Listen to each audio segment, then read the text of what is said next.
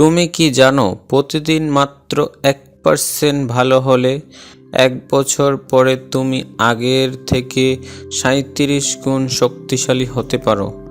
শোনার পরে অবাক লাগছে? তাহলে ভিডিওটা শেষ পর্যন্ত দেখো। আমরা সবাই চাই একদিনেই সফল হতে, একদিনেই ধনী হতে, একদিনেই সব বদলে ফেলতে।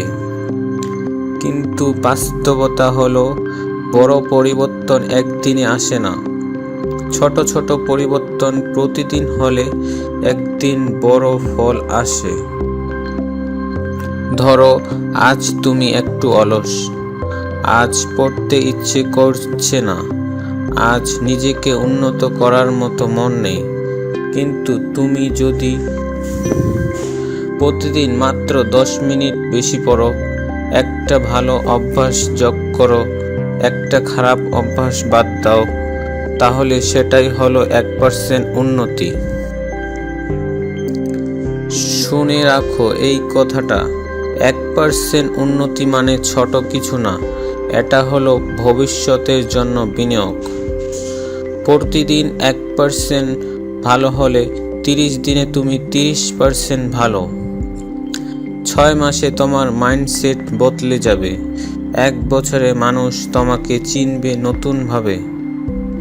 আর সবচেয়ে বড় কথা, তুমি নিজেই নিজেকে সম্মান করতে শুরু করবে। কারণ মানুষ ভাবে, এত অল্প করে কি হবে?